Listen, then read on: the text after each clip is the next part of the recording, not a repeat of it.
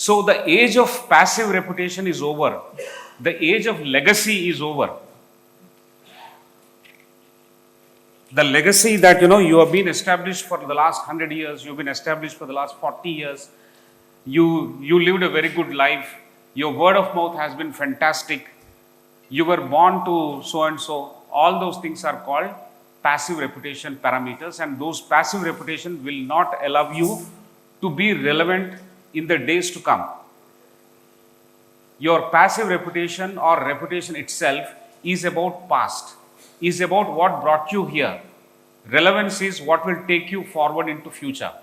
It is about your historical recognition, but contemporary relevance comes from what you do now. I think if your reputation has brought you here, you will have to earn your relevance from now on, and that is the major takeaway for future universities that are actually sitting here. How many people are from universities?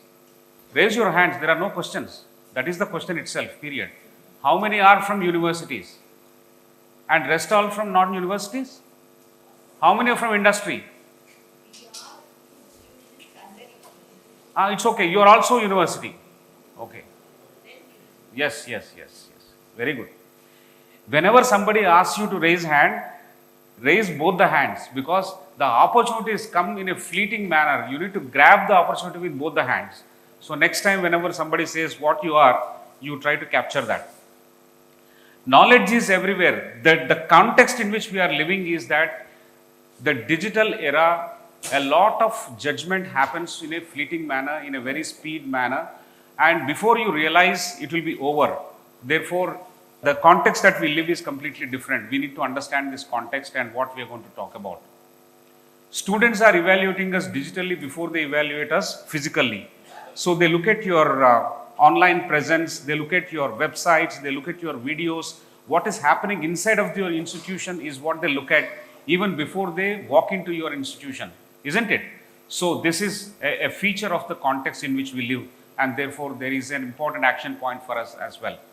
They are no longer competing only locally. You can't say that you are based in Salem, you are based in Chennai, you are based in South Chennai, and therefore my competition is only for this. You will have to compete with global institutions. Students studying elsewhere, students studying in your region also compare you with other institutions outside the country as well, not just within your locality or within your region. We had an institute near Egmore. It did not compete with Egmore. It competed with All India. One of our students is here who is attending this session. She is from TCS ION. She studied in Bangalore and she is now working in Chennai. I welcome you too. So campuses will have to think about their strong competition agenda that they have, which is beyond geography. And AI, which will democratize the access to knowledge. Everyone will have knowledge. You can't any longer differentiate yourself on having a lot of knowledge or you give a lot of knowledge, therefore you're going to be great. No. So AI will democratize, greater challenge will be upon you. And branding will differentiate you guys in the sense, all of us who are supposed to be future universities, isn't it? So if you cannot distinguish yourself, if you cannot, the biggest challenge for us as we go forward is the sameness. All of us have grounds, all of us have football, all of us have basketball, all of us have labs, all of us have teachers, all of us have classrooms, and there are ACs in the classrooms and there are cameras also in the classrooms. What is different? What is different? There are many other features which have to be different, and branding and focus on those parameters will make you different. And once you are different, you will stand out and you will be recognized and you build your relevance. So that's where branding will have to be leveraged. I'll talk about 10 very important key takeaways for all of us, and I'll spend probably 1 minute or so or 1.5 minutes on an average, and then we complete this keynote. Separate branding from marketing. How many institutions in this country have got separate marketing teams and also a separate branding team? Marketing is for your admissions, marketing is for your promotion, marketing is for enrollments, branding is talking about what happens in future.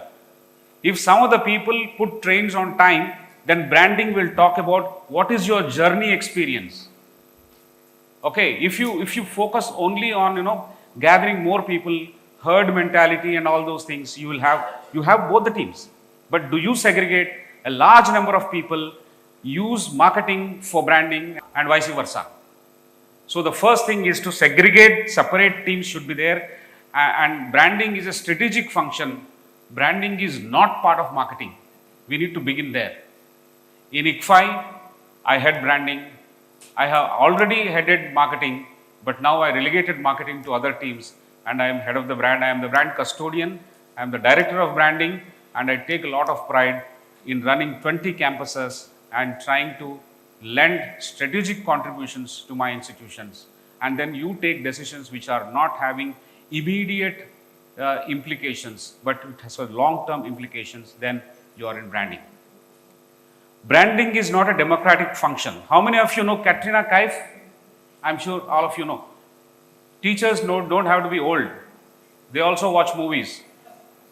Just because you don't speak Hindi doesn't mean we don't watch Hindi movies. Those movies are anyway translated into Tamil, and then we watch those movies also. I'm just giving a name of a film star because someone could be popular. Alia Bhatt. Is Alia Bhatt more popular? Yes. Now don't raise both the hands. Huh? Okay. So everyone thinks that everyone is an expert in branding. Everyone has an opinion on branding. Katrina Kaif posters are available on the next door. While you walk also on the street, you find those posters. Not in Chennai, but in other states, for example. And they think that she is very close to them. She is so accessible. Or he is so accessible. Branding is like that. Everyone will take a shot at that. Everyone will have an opinion. It is not a democratic function. You don't have a committee-driven decision making. You have one guy and he will take decisions. You trust in him. You have the conviction, you have the clarity, you have the courage, and work on it. That's it. Don't make 10 people sit together and arrive at a consensus and work it. It will never work for you. You have a clarity of vision and then the courage to execute, everything will work for. Branding is not a democratic function. I have actually conceived a model called 3B model of branding, and the 3Bs are being, behaving, and broadcasting. By the way, that SRK is myself, and I'm not from film industry. That's my name. Okay, so being is who you are fundamentally. Being is what you are fundamentally. What do you stand for? What is your purpose? Why are you here in the education field? The moment you know that you are a tiger, then it goes to behaving. You have to also behave like a tiger, right? You can't just have a name saying that I am a tiger. I stand in the center of Chennai and say, I am the Don of Chennai. No, you have to everyday kill people so that people recognize that you are a Don. You don't behave accordingly, then how will it work for you? Behaving is extremely important, and you bloody behave consistently. Every single day you have to behave like that. Every single day you have to kill people. If you are a tiger, you need to pounce and hunt and display the tenaciousness and the fervor of a tiger. Otherwise, you will not called a tiger. You will not be called a tiger. You are called a dog. But define yourself as a dog and behave a very good dog. That's fine also.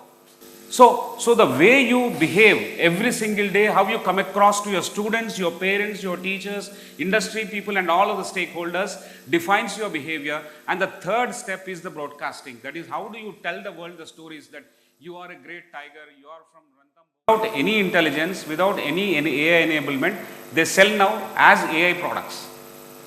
They are masquerading, automation products masquerading as AI products, and institutions and the decision makers in the institute, they buy those products.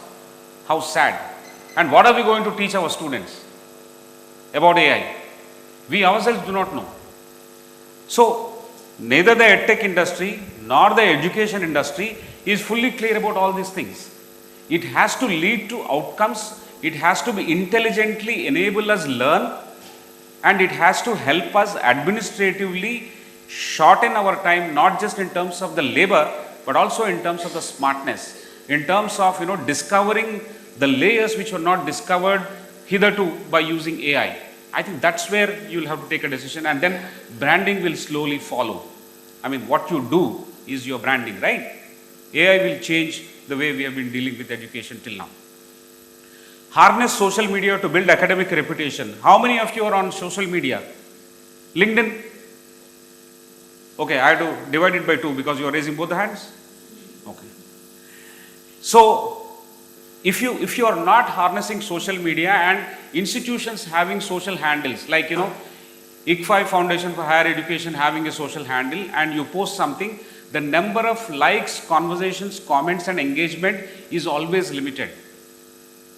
So the 500 faculty members who are there in one single campus, they also should be there on LinkedIn, and they should post on their individual personal handles, so that whatever they do, the collective posts will result in good branding, and that's how you build your academic reputation. And you build your academic reputation not just for the institution, but for yourself also. In one movie, he says, 50 of you wearing one single t-shirt, I mean similar color kind of a t-shirt, 50 of you walk on one of these main roads together and take a picture of that. That is called the collective heft of branding. I mean, that movie is called Businessman. Any of you watch that movie?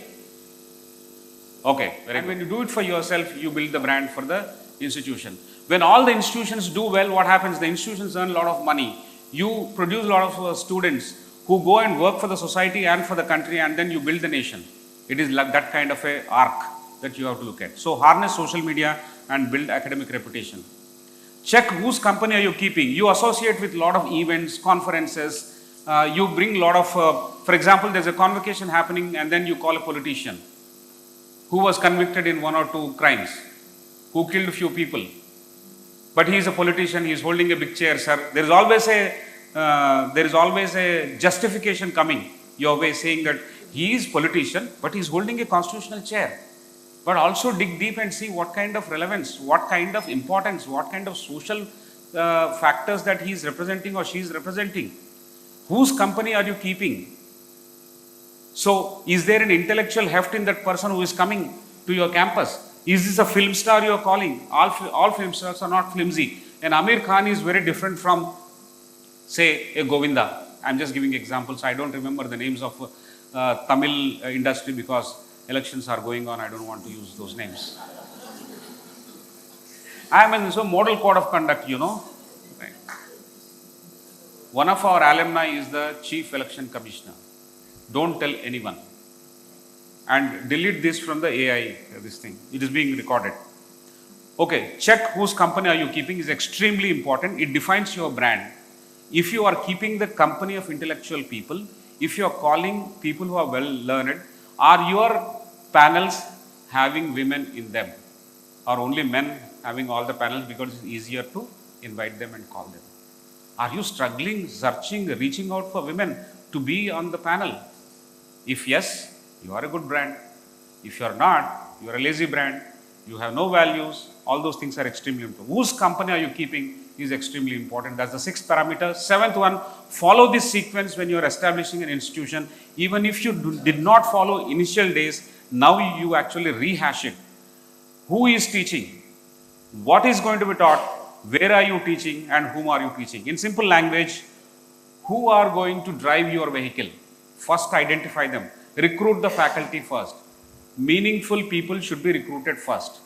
Then put the heads together and decide where to go. And then how do we go? You can buy an auto rickshaw, you can buy a big van, you can buy a Mercedes, you can buy an aeroplane, you can buy a metro train. That is up to you. But who is driving is extremely important. First, faculty members.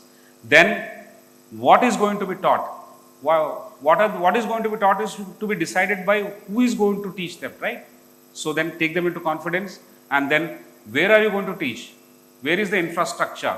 What are the classrooms? What are the labs? Why are the labs for? Sir, every college is having labs. AICT is saying we should have labs there for. There is a purpose for everything. Every single chapter in a semester, in a particular course, how to say 33 crores if it's a 3 credit course, each chapter or each session has a purpose. Are we explaining that purpose to the students? We owe it to them, right? We put on timetable that, there is a session from 9 to 10, and then from 10:15 to 11:15 there is another session, but you start at 10:30 or you start at 11:30 the second session. We promise, but we don't deliver. We don't execute. Our brand is lost. We don't align properly. So, people are important. There is a great book called Built to Last. In that there is a story. You hire the driver first. Then in consultation with the driver, purchase the vehicle. Then decide where do you want to go. Then you put how much fuel you want. Then decide who all will sit in the bus or the van or the metro or the bullock cart or the cycle. So that's the summary of this one. Follow this. If you did not follow earlier, at least now we should follow. Brand is not merely built because everyone wants to build a great brand, right? It will not happen just because you wish for it. It will happen because you will work for it. You will have to be consistent. You will have to have discipline. You will have to be updated. Your curriculum has to be amazing. When you do all these things, it will result in a good brand. And then the long-term investment that we have made in this brand will give you long-term results.